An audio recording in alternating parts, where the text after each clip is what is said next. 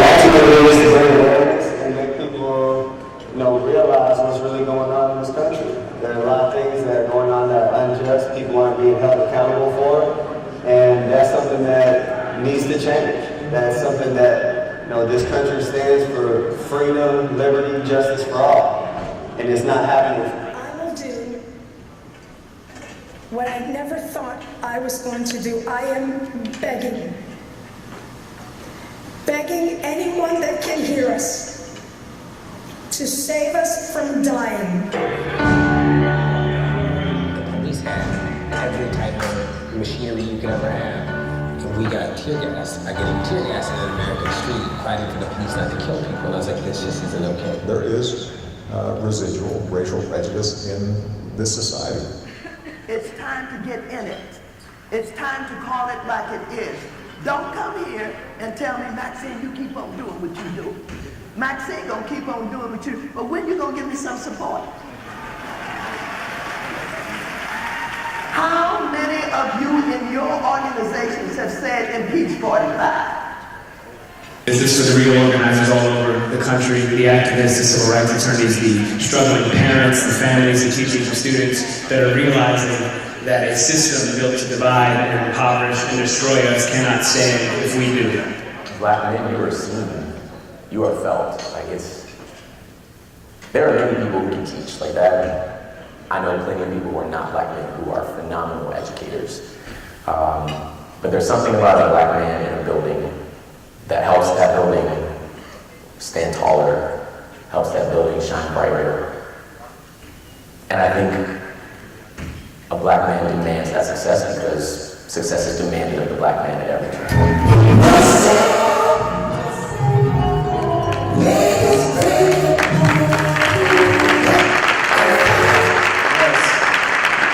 Welcome to the inaugural National Black Male Educators Convening. Stay woke. So happy to be here. So glad to see you all. Apparently there's an old Chinese proverb that goes, may you live in interesting times. No matter your political affiliations and beliefs, I think we all can agree, these are definitely interesting times. Interesting and frustrating and heartbreaking, but also inspiring. While I know we do not choose the times we are born into, we do choose the shape of the world that we live in, and the one we leave for our children. So in case there's any doubt, I want to clarify, this is not just a gathering of nice teachers. Let me be perfectly clear. I see you being here as an act of protest. We're taking a knee by being here. We are saying, hands up, don't shoot. We are, in fact, reclaiming our time.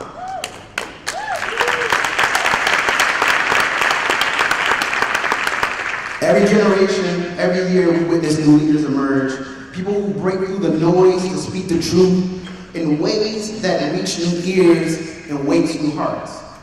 We are extremely fortunate to have many true speakers at this inaugural convening in this room right now. Last night, we heard from Democrats for Education Reform, President Shavar Jeffries. He insisted that we value our black children because they are under attack. And we must do whatever it takes so each one of them bump into opportunities, just like he did. So they experience endless possibilities, like the ones he's creating for himself right now. Today we'll hear from John King. As the U.S. Secretary of Education, Mr. King was the first to bring attention to the invisible tax. How black male educators play the invisible tax each time we are expected to be disciplinarians or experts on diversity. How we pay the invisible mental and emotional tax each time we feel compelled to have the code-switching conversation to protect our students when they're outside our classrooms. Raise your hand if you know exactly what I'm talking about. At this inaugural convening, we also have not one but three individuals who know a little something about running school districts. Kai Henderson, former chancellor and new fashion model, who's credited with shepherding some of the DC's public schools through rapid improvements, as well as Philly's own Dr. William Hyatt. whose steady hand and hard work pays off ethic are resulting in test scores that are outpacing state averages for the first time. Yeah. And giving thousands of families here a real chance and sense of hope that things are getting better. And we have Howard Fuller, whom most of us know is a leading civil rights activist, but most of us may not know. He started his career in education as the superintendent of Milwaukee Public Schools. That connection between education and social justice is not accidental. Too many, like the founders of the fellowship, they're one and the same, as they are to many of our colleagues across the country. Just ask Raymond Essen, who's here today. He's one of the most respected voices and writers of the Black Lives Matter movement, and also a former school teacher and administrator. We have Brittany Patton, a TFA executive who was instrumental in ensuring schools stayed open during the Ferguson protests. Because you know why? Our children need to keep learning, no matter what.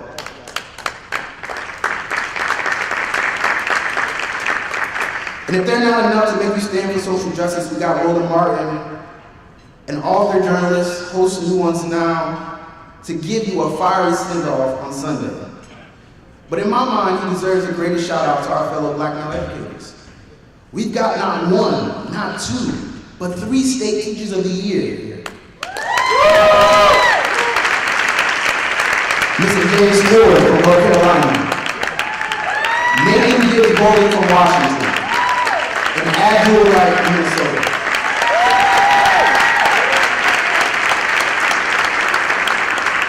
We've also got William Anderson from Colorado, who's given new, deeper meaning to the teacher's teacher of Black male educators.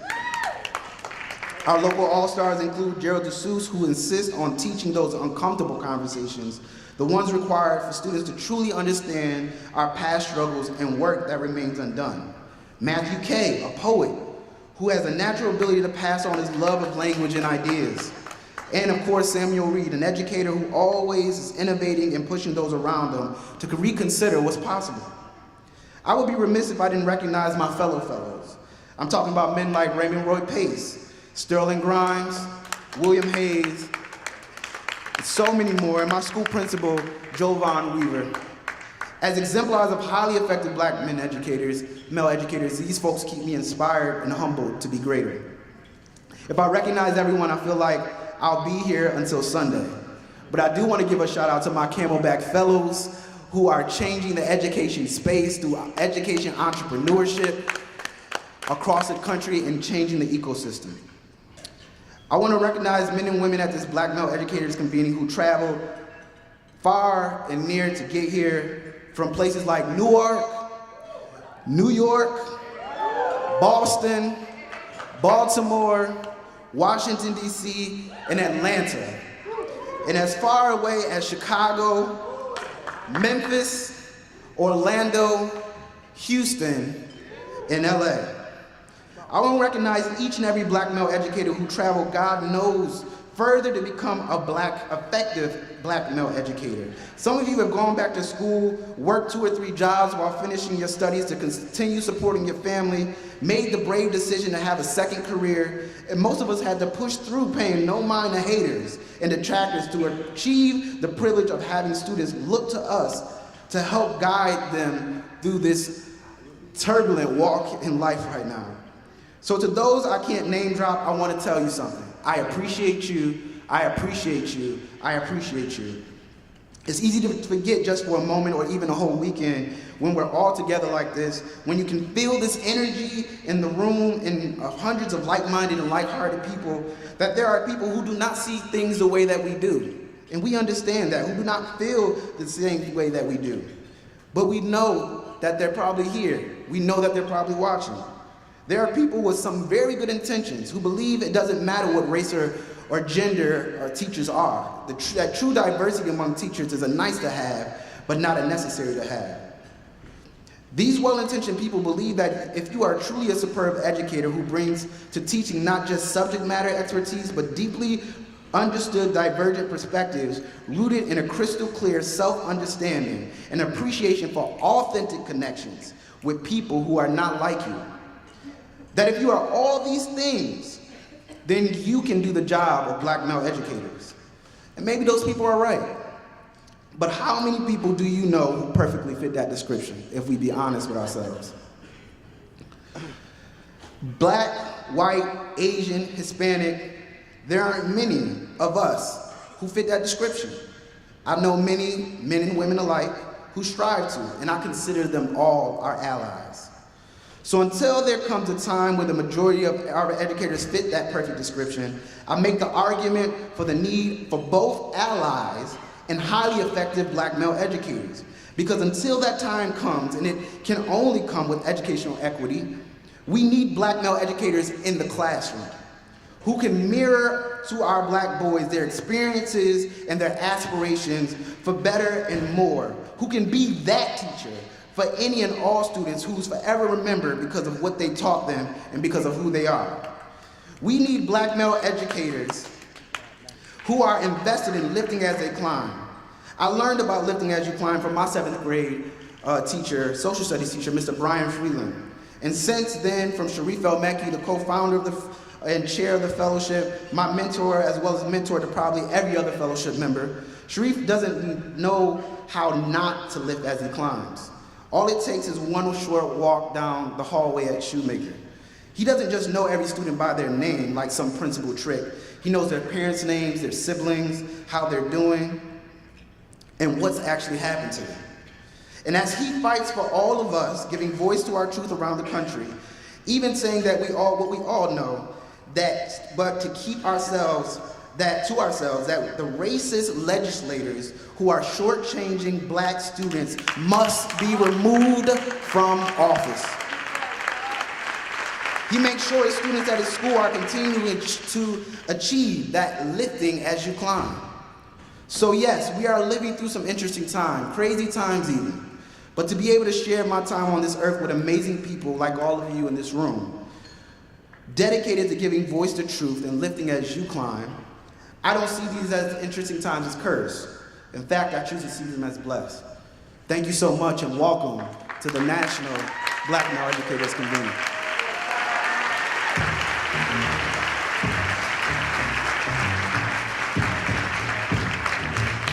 One more round of applause, nice and loud. Let's get this energy up. Today is going to be amazing. So we're moving right along. It means something being a person of color in this world, we know that. It means something very different. And it absolutely means something different to be an educator of color in this world. Maybe you've heard the term the invisible tax. There's an extra burden, an extra responsibility placed on those of us who are in this unique position. And our panel today, our first panel, is going to discuss this burden, this tax, and what it means for us in education. We're really excited for the panelists that we are bringing up today. These are all leaders in education who continue to amplify the conversation about how we make sure that our students receive the very best, no matter what. So I want to introduce our panel. First, John B. King Jr. He's the CEO of the Education Trust and the former U.S. Secretary of Education.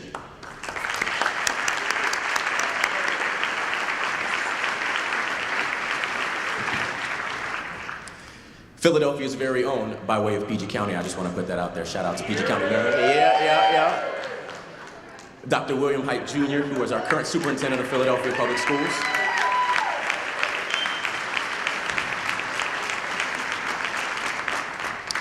Mr. David Johns, former executive director of the White House, the one we're actually talking about, Initiative on Educational Excellence for African Americans.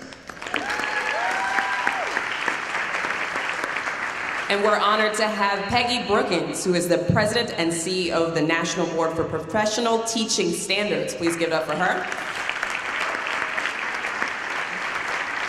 And of course, the legendary Kaya Henderson, former chancellor of DC Public Schools, who will be facilitating our conversation today. Please give her a warm round of applause and be ready to tweet about Stay Woke, taxation without representation.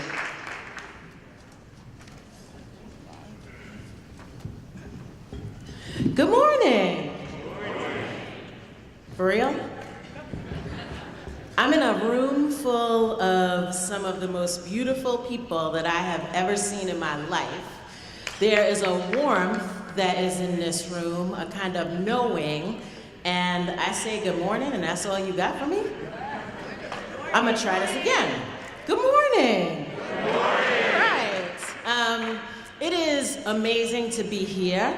I'm here because Sharif tweeted, blah, blah, we having the National Black Male thing, and I was like, ooh, can I come? And he said, of course. And so I'm here because I did not want to miss this particular gathering.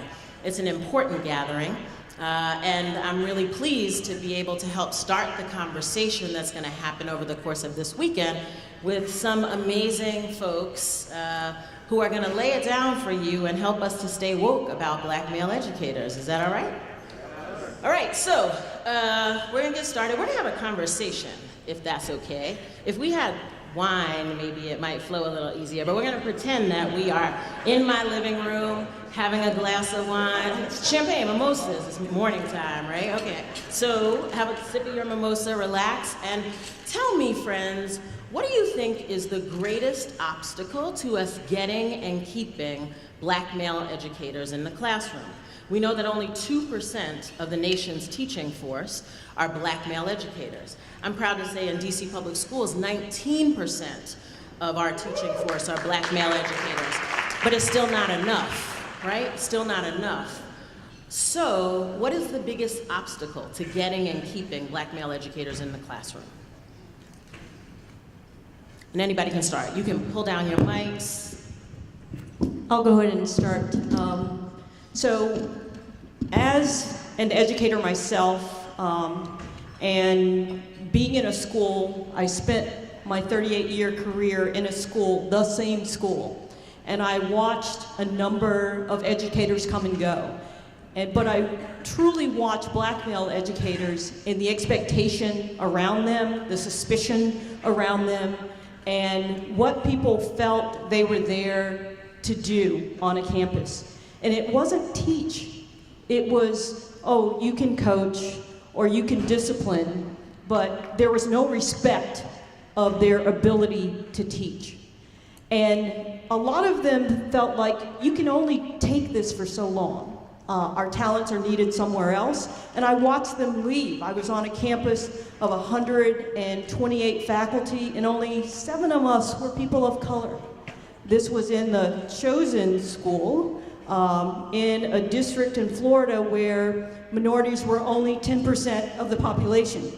So you can imagine how we were viewed, and the fact that we were not, no matter where we attained our credentials, that they weren't quite enough. So a lot of black males left. I stayed in spite of, and to spite, I think, to be truth be known. But I think the expectation that a lot of environments put on black males, and then the other piece of this, and I'm just going to call it out, is fear of black males on a campus, because people are thinking they're some kind of predator, and that there's some expectation that if you look at them, anybody in a certain way, that you are after something you should not be after. So those are things that I saw my colleagues face, and they decided enough is enough. Yeah, and I would agree on that. And I was thinking about all of the issues that are facing just us here in Philadelphia, not just us here in Philadelphia, but it faced us in Prince George's County and other places where I've worked. And I'll sum it all up this way. Will is the largest barrier to getting more black educators in classrooms. And it's a will, and I will say, all of us, if we're thinking about the fact that several years ago, we put a black president in the White House. When we have the will, and when we're purposeful and when we're intentional, we can solve the problems. And I'll use just a couple of examples. And I told one of these young men I was going to call him out, but I'm actually going to call out 2. One is Tamir Hopper, and Tamir Hopper is a student here in Philadelphia. Tamir's a student I met when he was a freshman. he will be able to do anything after he graduates from college. He's been talking about taking my job, and I've been trying to give it to him before he goes off. But getting young men like Tamir into colleges to become teachers is part of what our collective responsibility should be, not just the college, not just the recruiting directors. The other thing is removing some of the barriers that we have as systems in schools. You described some of the problems when individuals get into classrooms. The other individual, and it's interesting because these names almost rhyme, Quamir Trice. And Quamir is a young man now who is teaching in Philadelphia. Quamir came through, I actually met him, David, at an event at the White House. Quamir was talking about his upbringing in Philadelphia, where he actually, at a young age, was incarcerated, came out of incarceration. He had to go and got his high school diploma, and then he went off to college. We didn't have a system in Philadelphia to help young people in college who were struggling financially. Quamir said, hey, I'm almost ready to graduate. I want to be a teacher, but I owe this much money. Can you help? And we found a way to help. But the story goes on. Quamir comes here, and in Pennsylvania, like a lot of other things, we got this strange system of certification.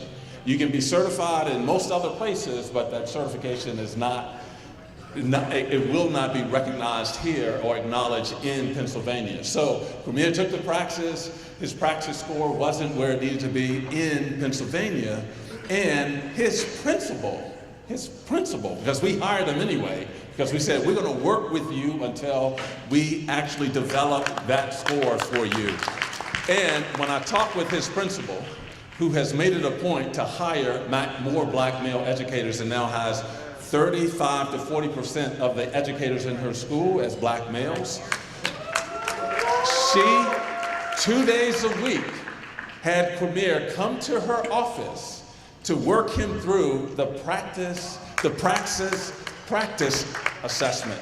And so if we multiply that times all of us, if we have the will to do this, we should look at the young people, particularly the black males, and the Latino males who are sitting in our classrooms right now, and make it a point to support those individuals and to push them into the educational space.